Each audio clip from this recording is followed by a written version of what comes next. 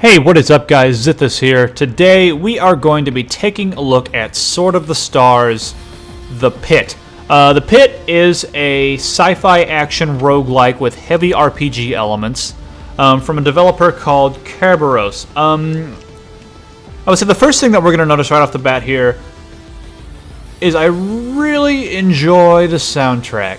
The music kind of mellows out a little bit once we get into the actual gameplay, but this track just really gets me hyped up and has a really nice kind of sci-fi feel to it, and it makes me excited to see what this game's all about. So, if you've been reading along, basically, space colony, zombie virus. There's this place called the Pit where we think we might find a cure, so we are gonna go there. So, here we go. I bought this as part of the Humble Bundle Weekly sale. This week, their sale is featuring a number of different roguelikes. So, the way the Humble sales work is it's a pay anything to get a certain number of games. But then, typically, if you pay a certain amount or more, you gain access to additional games. So, for instance, this week, the sale featured Paranautical Activity, Dungeons of Dreadmore, and Hack/Loot for pay what you want, but pay $6 or more. And they included this game, The Binding of Isaac: Wrath of the Lamb, fantastic game, by the way, and Teleglitch Die More Edition. I will probably be doing videos similar to this for a few of those other titles.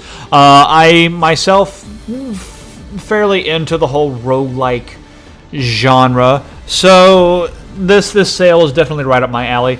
By the time this goes up, unfortunately, the sale may be over at the time of my recording of this.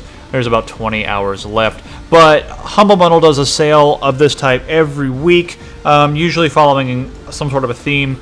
I will leave a link in the description to the Humble Bundle site. Definitely check them out. The proceed of all of their purchases go to charity. There are a few charities from which you can choose. And the default is about 80% goes to Humble and the developers of the games, and then 20% goes to charity. But it is your choice. You can actually edit and pick the percentage of your proceeds that go to what. You can give all to Humble, you can give all to charity, you can split it 50-50. It's up to you, and I think that's really cool, and it's a really good thing they're doing. So anyway, enough jabbering on. Let's actually get into the game. So I've played about an hour of this. I've actually recorded one of these videos before, but for whatever reason, DxTory didn't pick up my microphone. So here we are again. I have played on normal, and that was plenty difficult for me. There are several classes, and I will say, especially coming into this absolutely not knowing what to expect, there is a whole lot of information to digest here all at once if you don't know anything about this game to begin with. So we have a large number of classes. The Marine is the one that I have played with the most, but what I have read is that classes like the Engineer and the Scout actually level up the fastest. So I will probably be trying the Engineer this time. So basically, each class gets different starting equipment. For instance, we start with a blade, a pistol, and an assault rifle. With the Marine, we get a regular pistol, 2 knives, and some electronic tools and things as the Engineer. The Scout gets something called a Dura knife, a different amount of ammo, a lockpick set, etc., etc. And then we have different stats. We have Might, which will generally affect our strength and constitution and our ability with melee weapons and things. Finesse kind of affects how we deal with status ailments and affects our attack power with things like knives and ranged weapons. Brains affects our ability to pick locks and to forage and to use science things, and our power affects what are called psionic abilities, which are basically like psychic type attacks. I have never gotten far enough in this game, at least as a Marine, who I guess isn't really natively a psionic type of class, to actually get any of these abilities and try them out, so I don't really know a whole lot to say about it. So, first of all, the graphical style, it's okay. I don't pretend to know anything about the budget under which this game was made or about the developers. I'm just going to shoot that rabbit right in the goddamn face. But this is definitely a style that I think will appeal to some more than others. It has that kind of nostalgic feel to it, but, you know, not in the same way of, like, a lot of games that are trying to appeal to being, like, 16-bit or 8-bit style graphics, or even games like Nidhogg that came out recently that look more like something from the Commodore 64. We're starting out with our pistol here, and we're just getting swarmed by little scumbags. And that's kind of standard fare. There are a lot of enemies, and if you don't spend as much time as you can leveling up on every floor, then you're probably gonna run into some difficulty later on. Like most, I say most, by all roguelikes, that's what makes them roguelikes, is the levels are randomly generated every time you play. When you die, you start from the beginning. So we're gonna do our first level here, and I can kind of show off the level system. In addition to our base stats, finesse, brains, power, might, I'm going to go ahead and do some finesse, and let's do 2 into finesse, and oh, he only gets 2 stat points apparently. The Marine gets 3 stat points per level, and I should have read before I looked, but we do get more skill points. So let's our electronics and our mechanical and computer are already pretty high, so let's put a level into lockpick. Interesting about skills is per level you can only level each one once, even if you have enough points to level more than that. So that is definitely something to take into account. And we've got quite a few more points. Let's put some into pistol because that's what we're using. And then, you know what? What the hell? You can never have too much. Let's put some into one of our big ones, into computer. Why not? We won't run into computer stuff quite yet. Things get a little more mechanical as we get further down. The game plays on mouse and keyboard, but I am using the Xbox 360 controller. The controls feel a little not quite as responsive as I might like, but in a game like this that's more tactical than reflex-based, that's not as big of a complaint as if I had been saying this about a game like Spelunky or Rogue Legacy. Then it would definitely be kind of a deal breaker. You'll notice we're kind of stopping and starting. Our movement ability is up in the top left there, where we have 2, then 1, then 0 when we move around. Certain factors like diseases and being attacked will affect our ability to move. Ideally, we move, freely without any bumping around like that, which it doesn't feel good to move like that. I'm really not a huge fan of that. Huge variety of enemies, and every time we kill one, it gets added to a bestiary with some lore and things, and I love things like that. It just gives you something to read, and even by doing something as simple as killing enemies, you kind of feel like you're collecting a little bit, and I love collecting.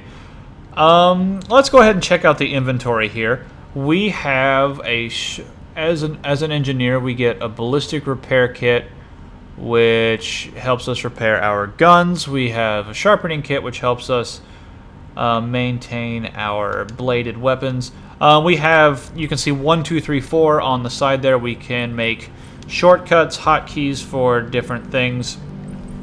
It's 1, 2, 3, and 4 on the keyboard, but it is the 4 points on the D-pad for the controller. I may actually have to try the mouse and keyboard because I'm not super in love with the controls here on the controller as I'm playing, but I'm not familiar enough to just switch over right now. But also, the controls are completely remappable, and that is a nice touch. I may at some point switch my movement over to the D-pad Being an up, down, left, right only style game, it doesn't feel responsive enough using the control stick. So, given the general level of difficulty of the game, you definitely want to explore each level to completion before moving down, because the difficulty ramps up every time you go down. We find things like, on the first level here we have rot piles, I should probably explain, that we can forage through to find items, and our foraging skill, which in this case is 38, will determine our success ability in finding things. If we fail, we get nothing, and if we succeed, we typically get a point in forage, or for things like computers, we get a point in computers, etc., etc. So let's check our map, make sure that we have, in fact, checked everything out, and head on down to the next level.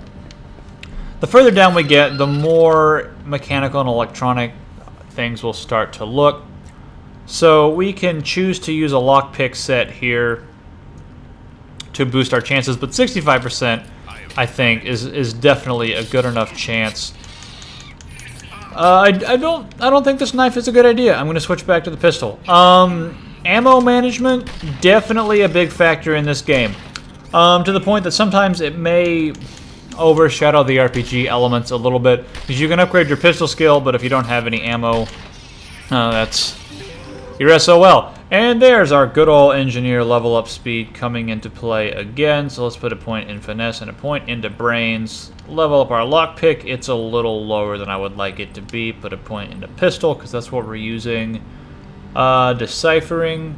And yeah, we're using our knife. Let's put a point in there. And disarming traps. Sounds like a very engineering thing to do. Reloading for weapons is manual. If you hit the fire button when you are out of ammo, instead of reloading for you, it will just tell you it's out of ammo. So that, I'm not really entirely sure how I feel about that. I'm sure that is meant to add a bit of a survival feel to the game where you have to, actively do things like that. But I find it a little cumbersome. So for locked doors, we have 3 chances to unlock them. And it's good to try and unlock every door because it raises your lockpick skill. If you fail 3 times, you're locked out of the door and it is locked forever. I have come into a level in my last attempt at this video. Actually, the very first time we went down a level, we were in a room with 1 door and that door was locked, and we had a 45% chance of opening it. And that worries me, because if we hadn't gotten at least a little bit lucky and that door having opened, I don't know if there would have been any way for us to progress through the game. So what we have disease. And we are equipped from the beginning with Terran medkits. It's basically a healing item that you can use up to 5 times. It'll heal you a significant amount, if not up to full. It doesn't say right offhand here, but it also helps deal with diseases. What we have here is standard just disease itself, but there are things like poison and vision impairing things like dimming and blinding.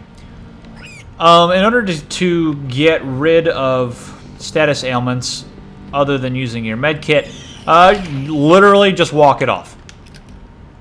The more steps we take, every step we take, every move we make, every something, they'll be watching us. Basically, every step we take gets us a little closer to leveling down our ailments, and eventually they go away. Things like poison, as they progress from level 4 back down to level 1, will actually lower our core stats, but not to worry, when the poison goes away, our stats are returned to normal, so it's only an inconvenience for a little while. Some doors have traps, as you have seen just there. That was a teleporting trap which moved us somewhere else on the map, and now I don't know where the fuck we are. Oh, look at that.